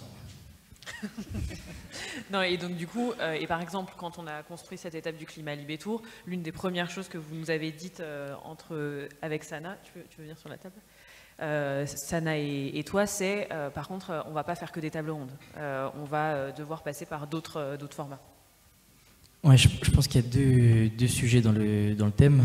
Le premier, c'est effectivement qui est-ce qui parle. Donc parfois, on est discrédité juste parce qu'on est. Et donc, à ce niveau-là, il faut passer par deux relais, il faut réussir à avoir plus de représentativité. Moi, ça me sidère que dans des débats encore sur l'agriculture récemment, il n'y avait aucun premier concerné autour de la table. C'est-à-dire qu'il y a des gens, ils débattaient de l'agriculture, mais sans agriculteurs. Comme s'il y avait une capacité à l'abstraction qui n'était pas possible chez eux, qu'eux, ils ont des livres et des je sais pas trop quoi dans la tête, et donc ils peuvent mieux parler des réalités à travers ce qu'ils ont pu comprendre et analyser. Pour la moi, théorie versus la pratique. C'est ça. Et donc je pense que dans les formats, il y a un gros souci. Et puis deuxièmement, sur tout ce qui est climato-sceptique, des gens qui délirent et tout, moi, ça ne me pose pas de problème plus que ça. Dans le sens où je trouverais ça presque anormal qu'il n'y ait pas des gens qui soient pas autant dans une forme de défiance envers les institutions. C'est-à-dire qu'en vrai, avec toutes les dingueries qui se passent tout le temps, la paupérisation, les gens qui voient la fraude fiscale, si, ça, machin, encore heureux, tu te fais des films. C'est logique. Donc je pense qu'il n'y a pas à faire un scandale toutes les 4 minutes en disant « Waouh, ces gens-là sont désinformés, c'est une dinguerie, c'est très grave ». Non, c'est peut-être parce que le système il pose problème que ces gens-là sont comme ça. Et donc d'abord, mettez la faute sur le système en disant « En fait, on ne peut pas être équilibré, normal, parfait dans un monde qui délire complètement. On ne peut pas être en bonne santé dans une société malade. » C'est exactement la même logique. Et donc, tous ces chiffres, moi, je me dis, en fait, le contraire serait impressionnant. Et vu que l'humain est assez décevant de manière générale, encore heureux que, enfin, on n'est pas des, c'est logique, tu vois, le truc il est déraillant, donc on déraille. J'aime beaucoup ce regard ludique, pragmatique et à la fois optimiste, Féris. Bertrand, vous voulez réagir sur ces climato-sceptiques, ce climato-scepticisme ambiant? Oui. Oui, effectivement. De toute façon, on pourrait penser que plus les choses vont empirer, plus le climato-scepticisme va baisser. Il y a une sorte de logique un peu première qui pourrait dire plus on va voir les catastrophes arriver, plus en fait le climato-scepticisme va baisser. Moi, je ne suis pas convaincu de ça. Moi, je ne crois pas que ça va se passer comme ça. Je crois qu'il va y avoir une polarisation de plus en plus forte. Mais je pense qu'il va y avoir effectivement plus on est face à une menace, plus aussi on a une tendance à rationaliser la menace, à lui donner des causes ou des explications qui vont dans un sens qui nous arrange. Et donc, moi, je ne crois pas du tout qu'on va aller, à force que la menace va augmenter, vers une diminution du climato-scepticisme. Et voilà, je voulais juste apporter un peu cette réflexion. Je pense qu'il faut être conscient de ça. Je pense qu'au contraire, que plus on va avancer, plus il va y avoir des discours très forts qui vont venir à l'encontre de ça, qui vont nous venir nourrir ce climato-scepticisme. Et je pense aussi qu'il ne faut pas être dupe et qu'il ne faut pas être naïf politiquement, et de voir que ces discours-là, eh bien, ils entretiennent aussi une stratégie de l'inaction et de l'inaction climatique, et ça, il faut bien l'avoir en tête aussi. J'ai l'impression que ça va être pire que ça, dans le sens où plus l'urgence va s'accélérer, plus la polarisation va se faire entre les classes sociales, entre les gens d'une même société. Ça veut dire que forcément l'urgence va impliquer une action plus urgente. C'est-à-dire qu'en vrai c'est la merde, donc logiquement il faut aller bloquer l'autoroute, bloquer ci, bloquer ça. Donc c'est une forme d'urgence qui va provoquer une forme de radicalité dans l'action, totalement légitime. Sauf qu'en face, tu vas avoir des gens qui, face et en réaction à ces actions violentes ou radicales, vont se dire mais qu'est-ce que tu me racontes, le GIEC, c'est quoi, c'est une marque de pesto, c'est quoi le GIEC, je sais même pas ce que c'est. Et donc du coup il y aura une dissonance en mode mais frérot c'est la merde, t'as pas vu le dernier rapport et t'as pas vu la tornade d'il y a 3 semaines, et en face des gens qui disent mais qu'est-ce que tu me racontes, j'ai juste envie d'aller au travail. Et donc je pense que si on fait pas ce travail de démocratisation du sujet, et tout le changement de banlieue climat qu'on essaie d'opérer, c'est un changement culturel en disant en fait l'écologie c'est tout ce que vous vivez. En fait on va se récupérer ce mot-là et on va le mettre partout. Comme ça vous pouvez pas dire que ça vous concerne pas. Ben non, parce que ce mot-là il va être sur ton problème sanitaire, sur tes problèmes de santé, sur le fait que c'est bétonisé, le fait que tu n'as pas d'espace vert, le fait qu'il n'y ait pas d'horizon, le fait qu'il n'y ait pas de silence, tout ça, ça va être de l'écologie. Et donc tu récupères le truc, et même si à la base tu es un peu défiant, tu vas dire vas-y, tranquille, j'aimerais bien être un peu plus au calme et entendre les oiseaux, entendre je sais pas quoi, donc je vais quand même essayer d'adhérer au projet politique proposé. Bonjour à tous, déjà, moi du coup c'est Axel, je suis formateur et référent chez Banlieue Climat. Ferris m'a doublé en fait en répondant à une partie de ma question, mais en fait du coup on est tous d'accord pour dire qu'il y a à la fois une urgence au niveau de la temporalité et un problème de forme sous laquelle passent les messages qu'on essaye de transmettre. Moi maintenant la question c'est au niveau national, on a un message qui est beaucoup plus carré. Il y en a un seul type d'information qui est transmis. Il n'y a pas de diversification du message pour que chacun puisse s'identifier à la cause qu'on essaye de défendre. Et du coup, en comparaison, en local, on arrive à faire des trucs qui parlent un peu plus au sujet qu'on veut cibler. Maintenant, la question c'est, est-ce qu'il y a vraiment une dynamique de variation dans le message, de variation dans les formes dans lesquelles on veut sensibiliser les gens, pour essayer de faire en sorte qu'à grande échelle, on puisse faire prendre conscience aux gens des enjeux contemporains par rapport au climat et à l'environnement en général. Pour parler très concrètement, vous avez des jeunes qui habitent en banlieue, qui n'ont peut-être jamais vu une montagne avant que Banlieue Climat ne les emmène pour aller voir les dégâts que le réchauffement climatique cause aux glaciers au Mont Blanc. Mais en parallèle, il y a des gens en costard sur TF1 qui viennent leur dire qu'il faut trier les déchets et faire des bisous aux abeilles parce qu'elles sont en train de mourir. Donc il y a cette espèce de décalage, d'absurdité un peu dans la forme du message par rapport au public cible, qui malheureusement, vu qu'il est généralisé, est du coup plus diversifié. Et donc il y a une grosse problématique qui est un seul message pour 15 publics différents. C'est problématique. Moi, il y a un truc qui me vient en tête, c'est tout simplement les entreprises, quand elles essayent de vendre un produit, en fonction du lieu, en fonction du public cible, le message change. Et le problème, c'est que pour l'écologie, il n'y a pas ça pour l'instant à grande échelle. Et est-ce qu'il y a une dynamique qui se lance pour essayer de faire changer tout ça ?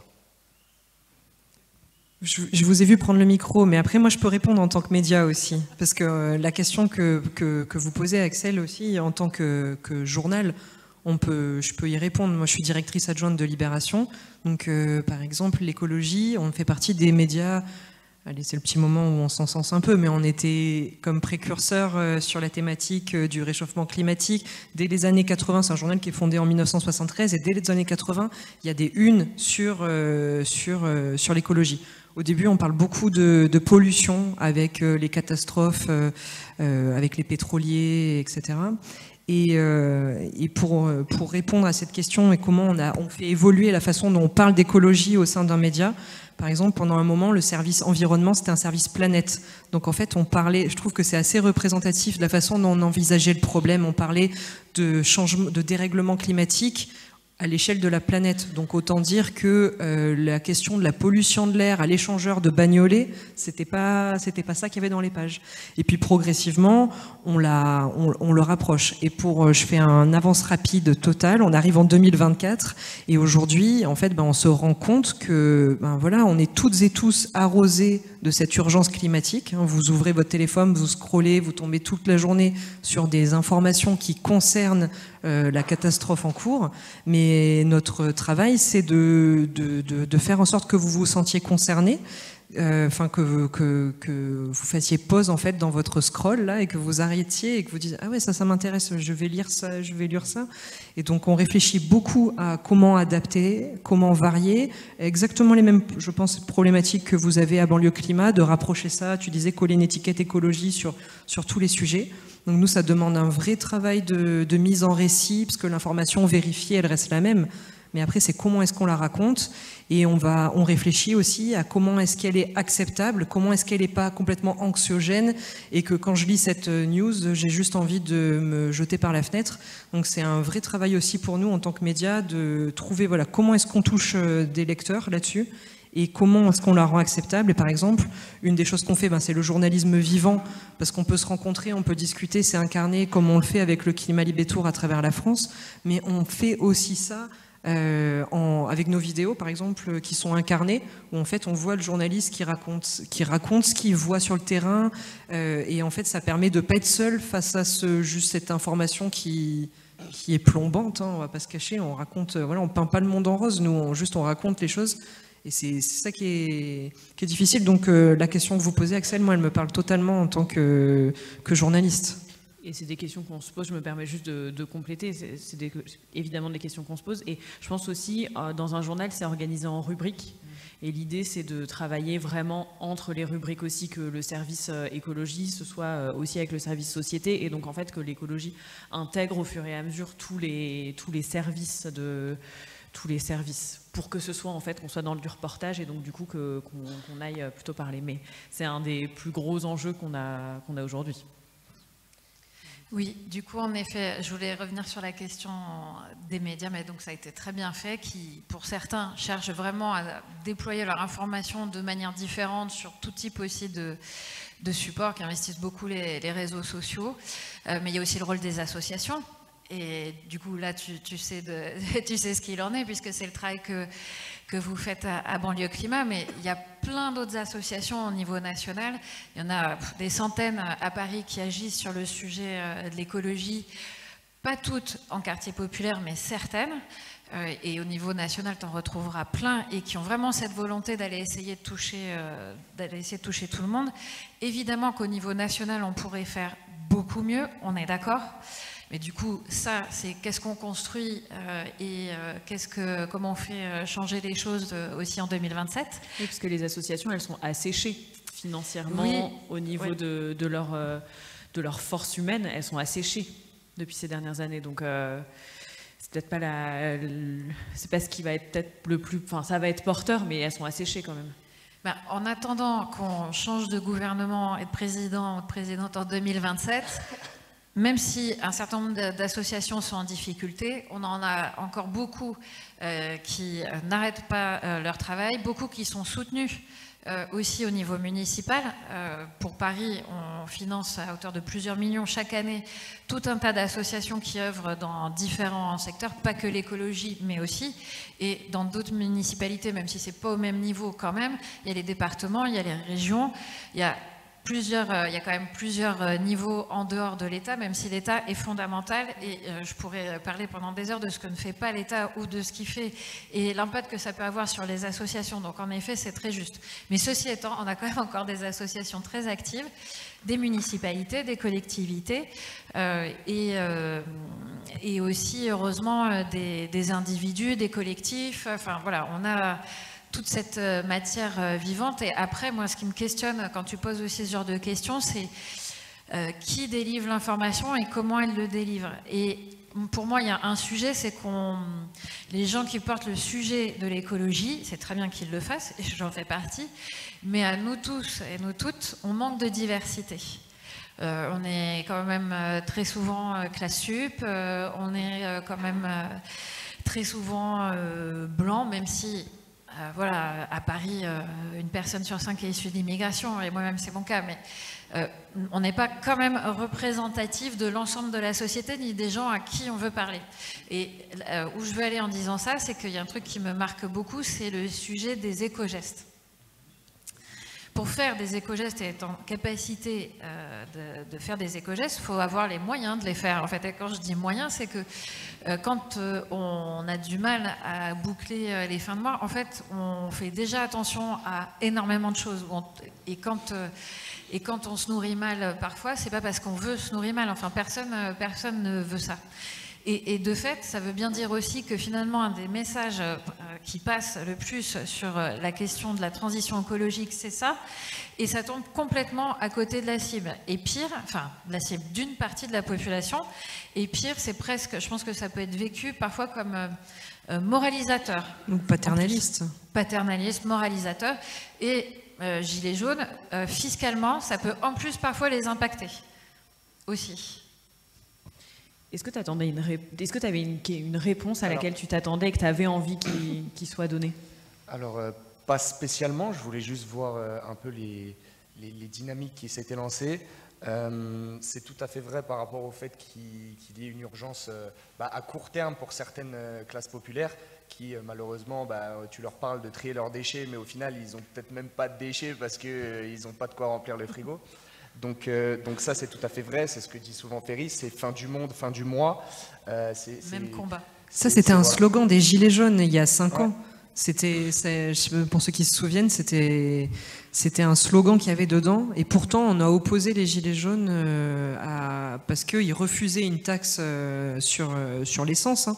On les accusait d'être un mouvement anti-écologique pour la plupart d'entre eux. Et on les opposait beaucoup aux marcheurs pour le climat à la même époque. Donc c'est vrai qu'on voit qu'en 5 ans, il y a du chemin et que là, on est en train de se poser la question tous ensemble de comment est-ce qu'on fait le lien entre des réponses, enfin, l'écologie et des réponses économiques et une plus grande justice sociale et économique. Je pense que... Pardon, je t'ai coupé. Non, aucun souci, je suis tout à fait d'accord. Et pour rebondir sur ce que vous disiez aussi par rapport à qui est-ce qu'on donne la parole pour toucher ces publics cibles, nous, c'est un peu la méthode qu'on a chez Banlieue Climat, c'est ce rapport à l'identification qui pour nous est super important. S'il y a quelqu'un qui n'a rien à voir avec toi, qui te parle d'un sujet, tu vas avoir du mal à te sentir toi-même concerné par la problématique. Donc peut-être que tout simplement donner l'opportunité aux gens de tout type de classe d'avoir une voix qui porte, chose que Ferry fait très bien pour l'instant et on lui souhaite de continuer sur cette dynamique, mais permettre à tout le monde de pouvoir donner son avis, parler au nom de la classe sociale qu'il représente, de l'origine qu'il représente, de tous les horizons quels qu'ils soient. Je pense que c'est vachement important. Et il y a un truc qui m'avait interpellé aussi, c'est que quand je parlais de grande échelle, vous parliez de l'État, mais vous parliez de l'État qui permet à d'autres gens de faire. Et pourquoi est-ce que l'État lui-même ne ferait pas? C'est ça que j'ai pas trop compris en fait, tout simplement dans la démarche. Avant que vous puissiez répondre, je veux juste répondre sur ce qui a été dit. C'est sûr que si on diversifie pas les personnes, on va pas diversifier les messages. Donc en fait, c'est une question de personnes avant tout, je pense. Donc il faut visibiliser ça. Et donc j'en profite parce qu'on me dit dans le bonnet que Libération nous propose à Banlieue Climat de faire la une de Libération. Incroyable. Sana, on peut applaudir Libération, s'il vous plaît? Quand tu veux. On en fait une par jour. Ferry, c'est tous les jours les réunions de une. Tu peux venir. Non, tu fais quoi mardi matin? Plus sérieusement, pour la question de la politique, je pense qu'ils sont peut-être pas capables. J'allais dire des dingueries, c'est filmé là. Hein, ouais, bon, voilà, ils sont peut-être pas capables. Mais en tout cas, merci beaucoup pour vos réponses. Non, mais merci à vous. On approche, je crois, de la fin de cette table ronde, mais on a promis qu'on faisait des questions. Donc, comme cette chaise a été beaucoup occupée, je vais remplir une partie du contrat. Mais s'il y en a qui veulent rester assis dans le public et en poser. Oui, je voudrais poser la question des niveaux auxquels on peut agir, on doit agir. Au niveau local, c'est sûr qu'il y a plein de choses à faire entre voisins de quartiers, de populations différentes, à l'échelle d'une ville, d'un pays bien sûr, mais à mon avis, à l'échelle des pays, c'est encore insuffisant pour faire face aux grandes entreprises multinationales qui gèrent, ne serait-ce que sur le plan de l'alimentation, qui gèrent les firmes productrices d'engrais, d'intrants divers, qui maîtrisent les marchés de produits agricoles, qui fixent les prix, etc.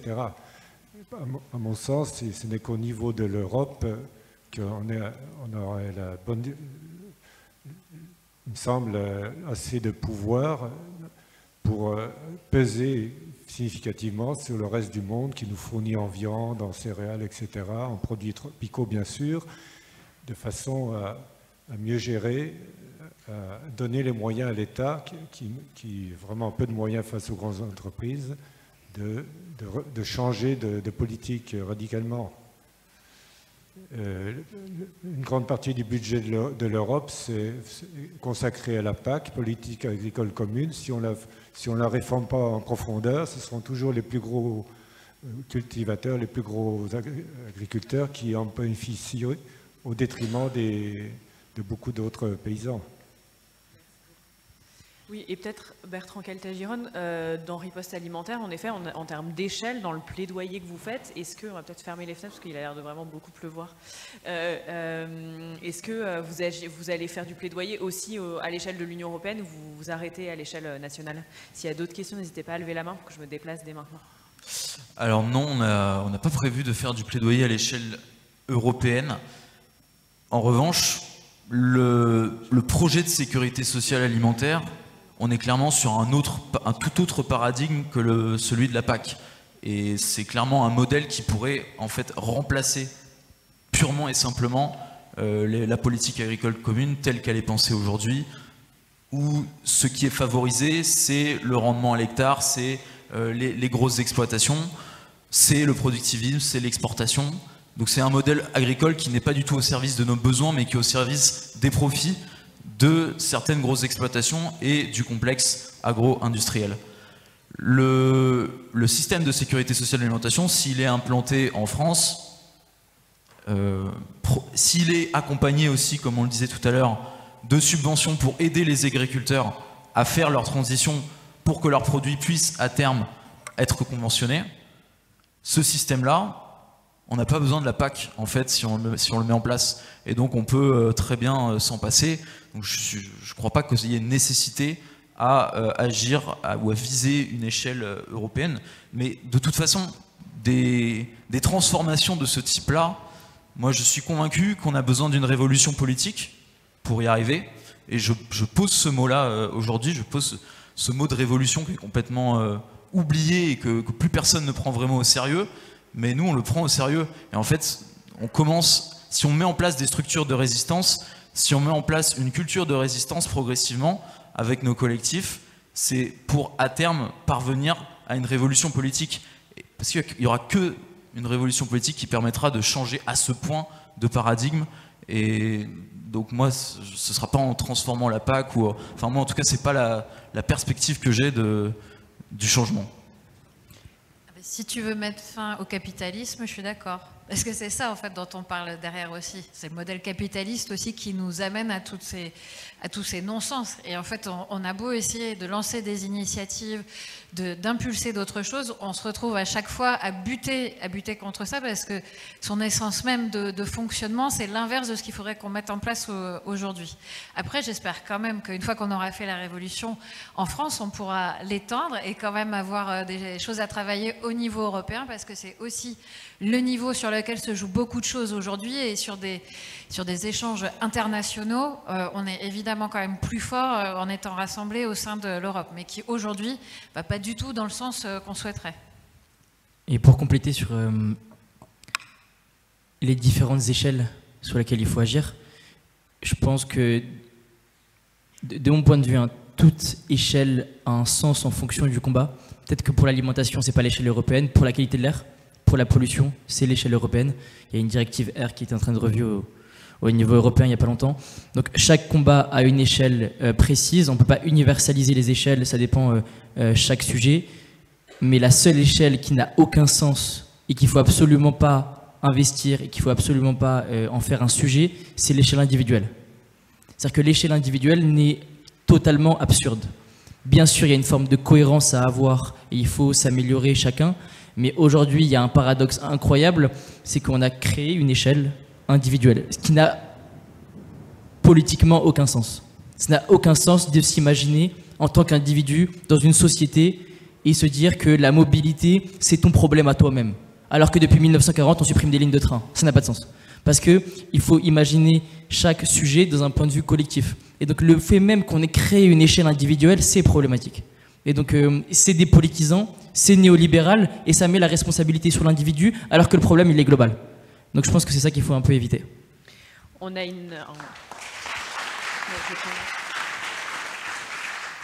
un commentaire ici. Bonjour à tous.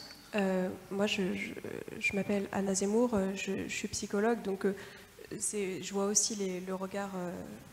Enfin voilà, je le vois avec mon regard de psychologue. Je me dis aussi que tout à l'heure vous parliez de la prise de conscience en fait pour un plus grand nombre, mais la destruction de la planète là, ça fait juste super peur. Et donc c'est aussi normal que les gens déploient des mécanismes de défense. C'est humain. Donc c'est humain de se dire en fait, bah, tout ça c'est faux, j'y crois pas, et ça va prendre du temps. Mais ces mécanismes de défense, ils vont, enfin normalement, ça dépend, mais la plupart du temps, ça prend du temps et ils vont s'abaisser et ils vont voir la réalité de la situation. Et grâce à toute la communication qui est faite, ils vont en prendre conscience plus rapidement. Donc, faut aussi voir quand même le chemin parcouru. Enfin, je trouve qu'il y a quand même des prises de conscience qui se font de plus en plus. Donc, faut pas lâcher l'affaire. Et enfin voilà, c'était juste pour dire quand même, il y a quand même du positif et il y aura des prises de conscience.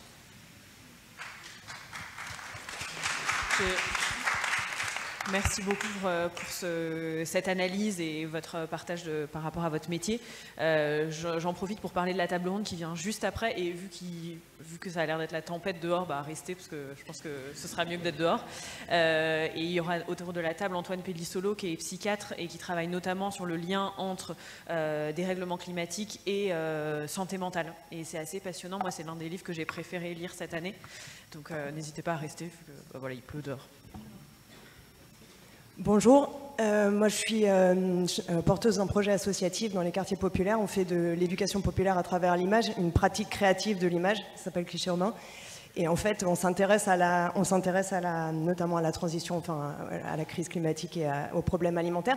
Et donc évidemment, nous, ce qu'on constate, c'est qu'en faisant faire et en faisant de la sensibilisation, ça marche très très très bien. Les gens comprennent extrêmement bien ce qu'on raconte. Et donc le truc, c'est que s'agissant de l'alimentation, le sujet vraiment très très gênant, c'est qu'une fois que les enfants ont compris que les produits qu'ils mangeaient globalement étaient empoisonnés, qu'est-ce qu'on fait de ça?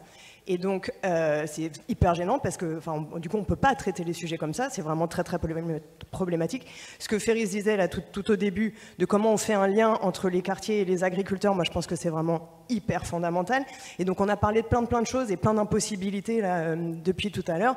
Et bien entendu, moi j'en fais les frais au quotidien, tout est impossible, c'est hyper dur de travailler, c'est vraiment hyper dur de travailler bien, de travailler vraiment, surtout quand on est... Enfin bref, quand on est qui on est, hier il y a quelqu'un qui disait quand il n'y a plus de commun, il n'y a plus que l'identité. Et ben voilà, moi j'aimerais qu'on travaille davantage sur le commun et qu'on retrouve, parce qu'on est communément humains et on a tellement de choses ensemble, tellement plus de choses qui nous unissent que de choses qui nous séparent.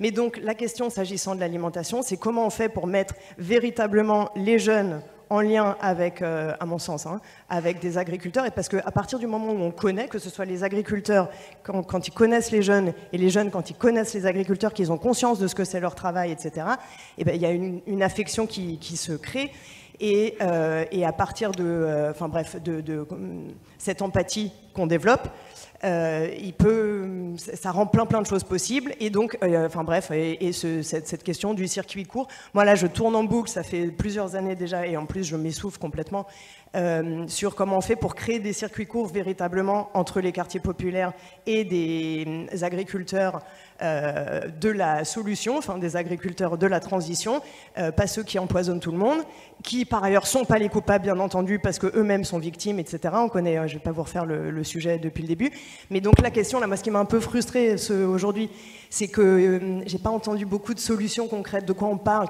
comment on fait. Il y a plein de gens qui ont envie de faire. Ferris parlait aussi tout à l'heure de il faut jamais trahir qui on est, et je suis hyper d'accord, il faut pas trahir qui on est, mais en même temps on a besoin de gens qui font les liens.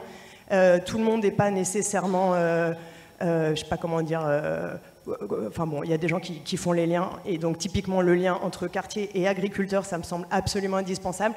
Typiquement les AMAP, là, les circuits courts, tout ça, vous voyez jamais personne des quartiers populaires dedans, ou alors une fois de temps en temps, il y a une demi-association qui bénéficie de générosité publique. Mais la générosité publique, on en est bien conscient, l'État ça suffit pas, l'État c'est pas le bon là en ce moment. À l'échelle de Paris, il n'y a pas tous les moyens tout le temps enfin, pour aider tout le monde. Donc bref, le sujet c'est, il y a plein de volontés, comment on fait pour agir concrètement dans les quartiers populaires. On a besoin d'actions concrètes, pas il faut pas de constat de crise et tout, il faut agir ensemble quoi. Donc banlieue climat, moi je vais venir vous voir. Si vous avez envie, j'ai plein d'idées. Et voilà, et j'espère qu'on va réussir à se mobiliser. Individuellement, on n'y arrivera pas. Il nous faut le soutien politique, c'est sûr, mais là, il faut vraiment s'y coller, quoi.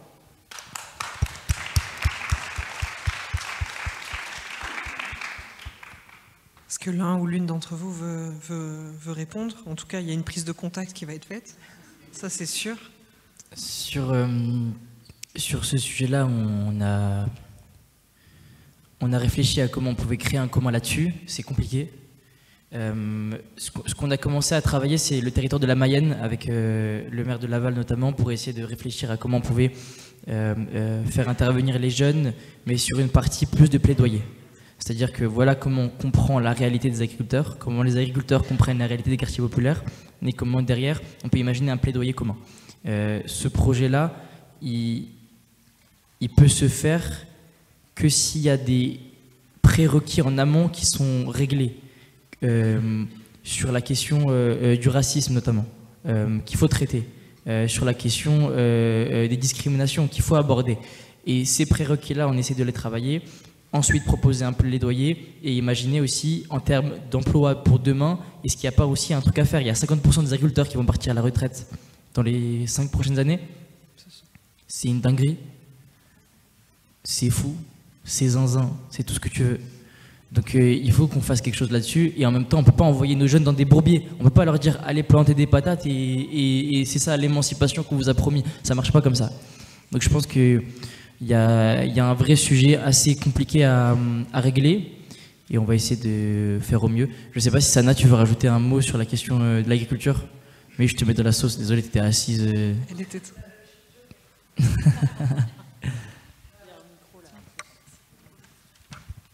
Pour compléter ce que dit Ferris, on est sur un projet en partenariat avec le département de la Mayenne qu'on a rencontré récemment. Donc effectivement, à partir du mois de juin, on va former des jeunes du quartier de Saint-Nicolas, mais également aller intervenir auprès du lycée agricole, et ils vont nous mettre en lien aussi avec des agriculteurs du territoire pour faire ce travail de fond et de créer justement ce commun. Donc je ne sais plus qui est la personne qui souhaitait échanger, mais moi je suis sur les marches pour la suite. Mais c'est vraiment le sujet aussi du moment post-émeute. Et avec la crise du monde agricole, on sait ce qu'on se dit, c'est ce qu'on se disait, c'est en fait on a les mêmes galères et peut-être éloignées en même temps. Et l'idée c'est comment le projet on l'a appelé main dans la main, et comment on peut se donner la force ensemble, parce que la culture de diviser pour mieux régner, on l'a subie, donc on va aller s'entraider entre nous. Exactement, exactement, exactement. Ben voilà, bon ben on va prendre du temps ensemble. Merci Sana. Merci beaucoup Mélodie Tonoli. Non. On est bon.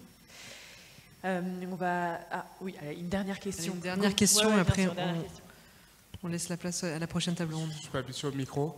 C'est plus une question pour Ferry. Si je peux vous tutoyer, ça vous dérange pas? Non. Ouais, top. En fait, j'avais une question par rapport à ton association que tu as fondée avec la dame.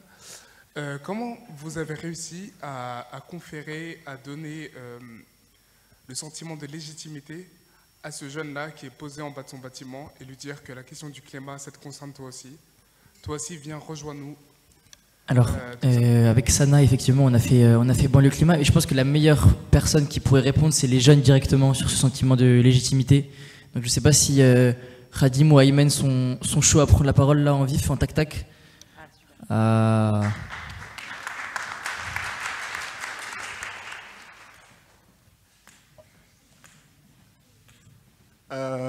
Bonjour. Axel, cherche Aymen aussi en vif. Non, ah, Aymen, purée. il est parti. Alors, bonjour à toutes et à tous. Du coup, moi, c'est la question de qui? Pour que j'ai quelqu'un à regarder. Ok, merci. Ouais. De rien, ça va de soi. Du coup, comment on arrive à nous motiver? C'est ça la question? Comment est-ce que tu gagnes en légitimité?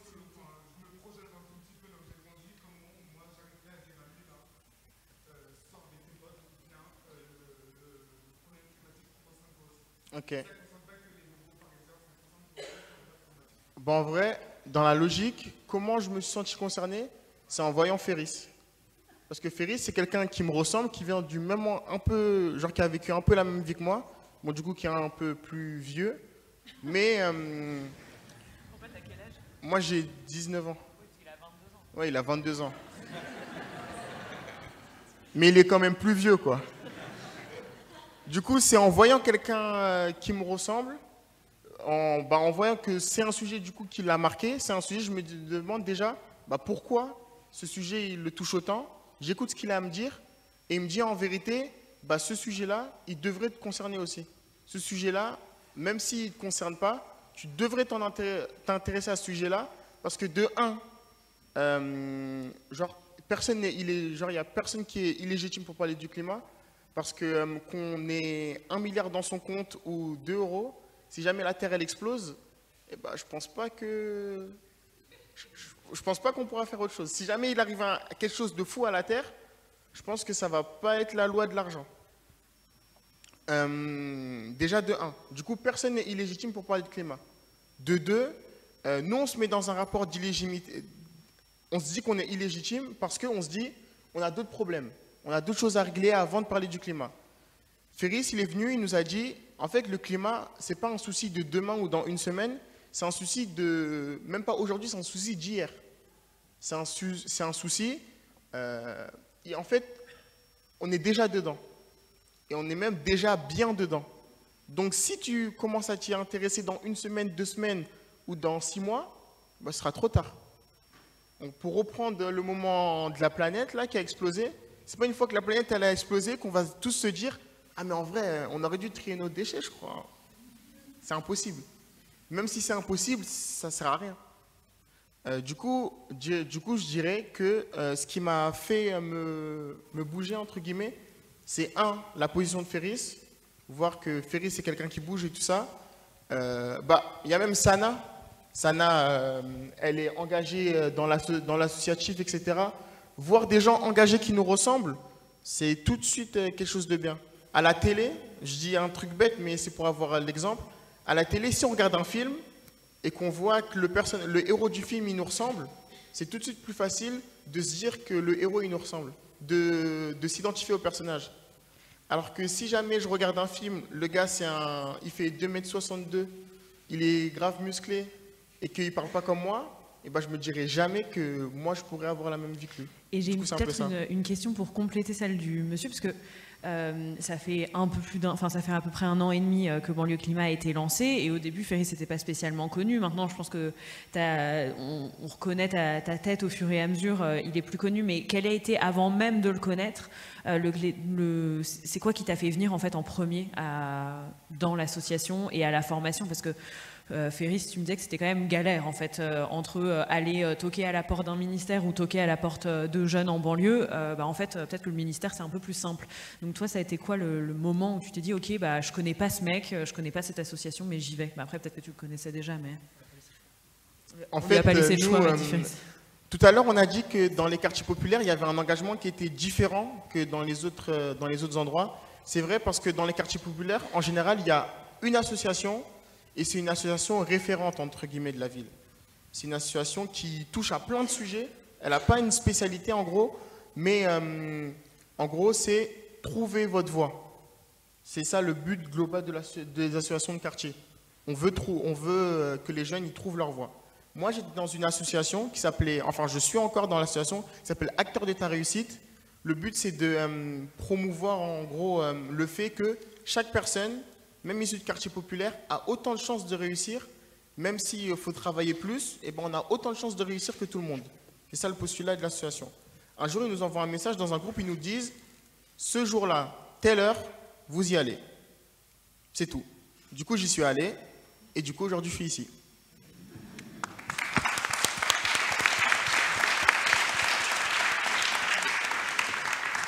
Merci beaucoup pour votre présence. Merci. Merci Mélodie Tonoli, Bertrand Caltagirone, Ferris Barkat, Radim, dont j'ai oublié ton nom de famille, Radim Koulibaly. Merci à Lorraine, merci pour votre présence.